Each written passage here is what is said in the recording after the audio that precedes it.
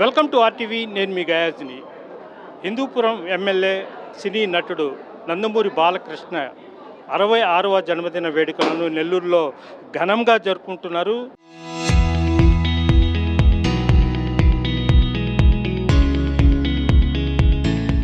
NUDA chairman Kotamreddy Srinivasa Reddy ఆధ్వర్యంలో Telugu Desam party కార్యాలయం అయితే ఒక పండుగ వాతావరణం మాదిరిగా జరుగుతుంది. ఉదయం 9 గంటల నుంచి అంటే మధ్యాహ్నం 1-2 గంటల వరకు కూడా ఇక్కడే కార్యకర్తలు కోలాహలంగా ఏర్పడి ఉన్నారు. ప్రస్తుతం మనతో మాట్లాడేందుకు నూడా చైర్మన్ శ్రీనివాసరెడ్డి ఉన్నారు. ఎంత చెప్పండి, ఎందుకు మీకు ఆయన బాలకృష్ణ గారికి మీ అసలు అభినయ అసలు సెట్టింగ్ ఎలా జరిగింది? నేను నా చిన్నతనం నుంచి ఎన్టీ రామారావు అభిమాని. బట్ అయితే ఆయన ఉన్నప్పుడు ఆయన పార్టీలో లేనప్పుడు నా దురదృష్టం.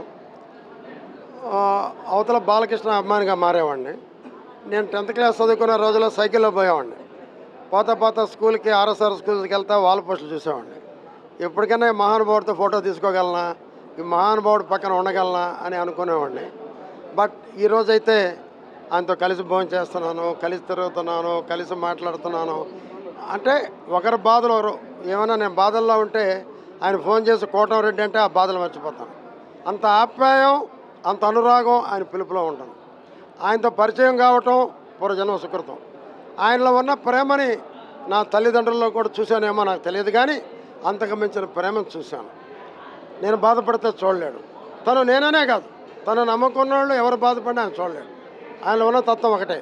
ఆయన ఎప్పుడు అంటుంటాడు, ఒకవైపే చూడు, రెండో వైపు చూడొద్దు అని. సినిమా డైలాగ్ కాదు, నిజ జీవితంలో కూడా ఆయనలో ఉన్నటువంటి మెంటాలిటీ అది. ఆయనతో ఈరోజు ఉన్న సాన్నిహిత్యం చూస్తుంటే పూర్వజన్మ బంధమేమో. అంటే పూర్వజన్మలో అన్నదమ్ముల కన్నా ఎక్కువగా పుట్టామేమో నాకు తెలియదు. నేను మొన్న ఒకసారి అన్నాను, వచ్చే జన్మ అన్నదమ్ములు పుడతామని. ఎట్ట పుడతామన్నాడు. ఎనీహావ్, ఏ క్యాస్ట్ అయినా పర్వాలా, ఎట్టైనా పర్వాలా, నీకు అన్నగానో తమ్ముడుగానో పుట్టాలా, నీ రుణం తీర్చుకోవాలని చెప్పి నేను చెప్పడం జరిగింది.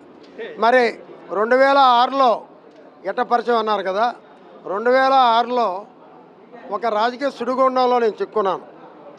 ఒక రాజకీయ సుడిగుండం తెలుగుదేశం పార్టీలో. అంటే నేను ఏ తప్పు చేయలేదు, నేను తప్పు చేయను, నేను ఎప్పుడూ కార్యకర్త పక్కన నిలబడతాను. నాకు దైవం బాలకృష్ణ తర్వాత కార్యకర్తలు. ఎందుకంటే నన్ను ఈ స్థాయికి తీసుకొచ్చింది కార్యకర్తలే. అంటే నా వాయిస్ ఇందాక మా బాబు మాట్లాడుంటే మీరు వినుంటారు. వాడు నా దగ్గర నేర్చుకుంది. నన్ను ఈ స్థాయికి తెచ్చింది ఎవరంటే కార్యకర్తలు, నో డౌట్. బట్ అయితే ఆ రోజు ఆయనతో పరిచయం ఏర్పడింది. ఆయనతో ఏర్పడినప్పుడు ఏంటి నీకు ఆనవాళ్ళ మీద గెలిచిన నీకు అన్యాయమా, ఏమిటిది అంటూ ఆ రోజు నుంచి దాదాపు 20 సంవత్సరాల బంధం. 20 సంవత్సరాల బంధంలో రోజుకు రోజుకి మా బంధం పెరుగుతుంది తప్ప తగ్గింది లేదు. మరి అటువంటి మహానుభావుడితో నాకు సాన్నిహిత్యం దొరకడం పూర్వజన్మ సుకృతం. ఆయన వ్యక్తి కాదు, నా దృష్టిలో ఆయన ఒక దైవం. ఆయన ఒక దైవంగానే మేము పూజిస్తాం, మా కుటుంబం కానీ, మా కార్యకర్తలు కానీ, మా ప్రజలు కానీ. జిల్లాలోని తెలుగుదేశం పార్టీ నాయకులు సైతం మొత్తం చెప్తారు, శ్రీనివాసరెడ్డి అంటే బాలకృష్ణ, బాలకృష్ణ అంటే శ్రీనివాసరెడ్డి, అంతా ఆప్యాయతకు చూసుకుంటాడని. అంటే మీరు తెలుగుదేశం పార్టీలో కష్టాల్లో ఉన్నప్పుడు కూడా పనిచేశారు, మీకేమైనా హామీ ఇచ్చారా? అంటే బాలకృష్ణ గారు అంటూ హామీ ఎప్పుడు ఇవ్వరండి. ఆయన నేను ఒక్కనే కాదండి, తను నమ్ముకున్న వాళ్ళ పట్ల ఎప్పుడు కూడా ఆప్యాయంగానే ఉంటాడు. నన్ను ఒక్కరనే కాదు, ఆయన ఎవరు నమ్ముతారో వాళ్ళ పట్ల ఆయన ఆప్యాయత అనురాగాలు చూపిస్తారు. అంత గొప్ప వ్యక్తి ఆయన. ఆయన మాట చెప్తే తప్పడు. కానీ నాకు హామీ అంటూ ఎప్పుడు ఏమి ఇవ్వలేదు, చేసి చూపిస్తుంటాడు అంతవరకు. ఆయన హామీ ఇవ్వడు కూడా. ఇస్తే అది తూచా తప్పకుండా అది జరిగి తీరాల్సిందే, చేయాల్సిందే. అంటే రాష్ట్రంలో ఇప్పుడు నెల్లూరు సిటీ మొత్తము ఎక్కడ చూసినా బాలకృష్ణ ఫొటోస్, జన్మదిన వేడుకలు, ఎక్కడ చూసినా ఎటువైపు చూసినా మొత్తం ఇదే. అదేవిధంగా గౌరవంగా మీ వెంట ఉండే కార్యకర్తలు, బాలకృష్ణ అభిమానులు మొత్తం ఈరోజు భోజనాలు ఏర్పాటు చేసి ఉన్నారు. ఎందుకు అంత కసి అయిన అభిమానం వచ్చింది? అంటే ఇప్పుడు నన్ను పిచ్చోడు అంటారో అభిమానం అంటారో నాకు తెలియదు, కానీ నేను ఒక వ్యక్తిని ఎవరిని ప్రేమించినా అలాగే ఉంటుంది. కానీ ఒక దేవుడిని ప్రేమించాను.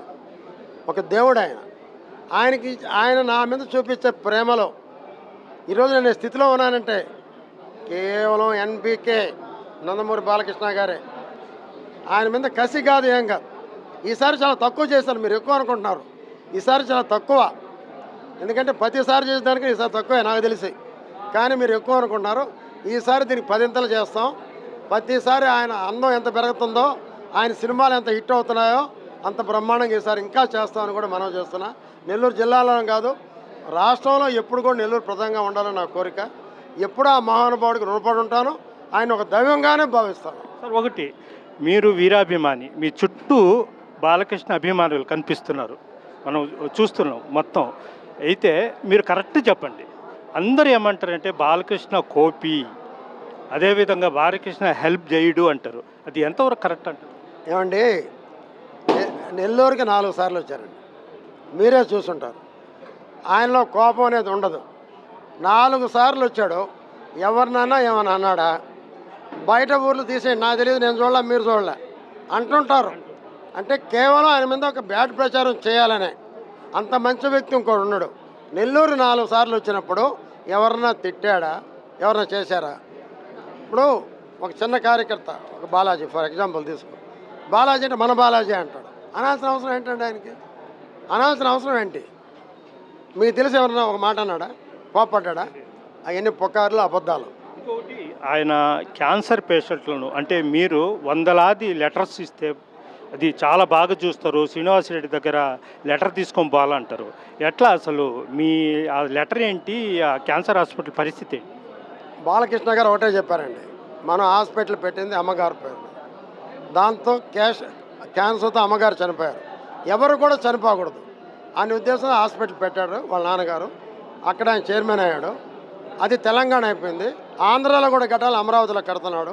దానికి ఆయన అడిగాను, నీకమ్మంటే నాకు అమ్మే, దాంట్లో నాది కూడా ఒక చెయ్యి ఉండాలి సార్, చిన్నదని చెప్పడం.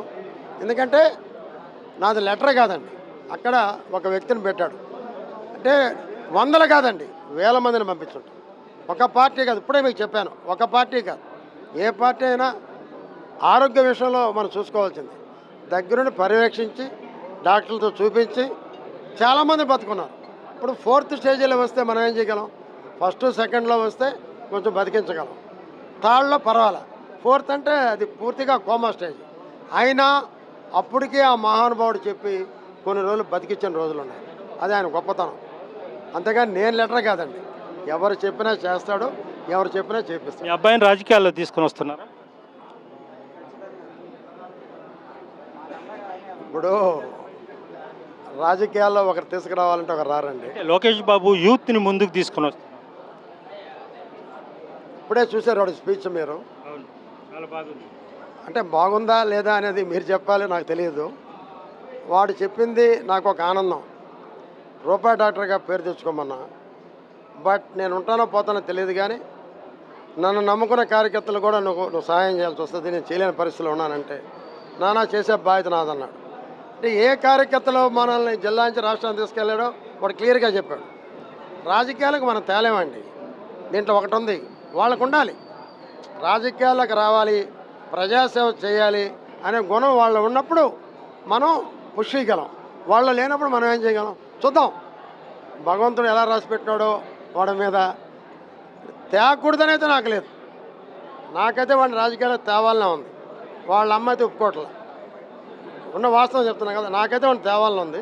వాళ్ళ అమ్మగారు అయితే ఒప్పుకోవట్లే. ఎందుకంటే నీతో నేను ఏగలేక చూశాను, 30 పెళ్ళి 32 ఏళ్ళు అయితే నీతో 1 సంవత్సరం కూడా నేను నీతో సరిగ్గా లేవు, నువ్వు ఎక్కడ పెట్టినా రోడ్లో తిరగడం సరిపోతుంది, ఏ రోజు ఎక్కడ ఏం చేస్తారనే భయం పడుతుంది నాకు, నీ గురించి టెన్షన్, నీ దెబ్బ నాకు షుగర్ బీపీలు వచ్చినాయి, వాడనే సరిగ్గా బతకని అంటే వాడు ఎప్పుడు రాజకీయం మాట్లాడినా వేసేది అంటున్నా వాళ్ళ అమ్మాయి.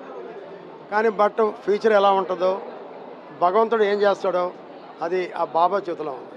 ఓకే, థ్యాంక్ యూ శ్రీనివాసరెడ్డి గారు. Thank you.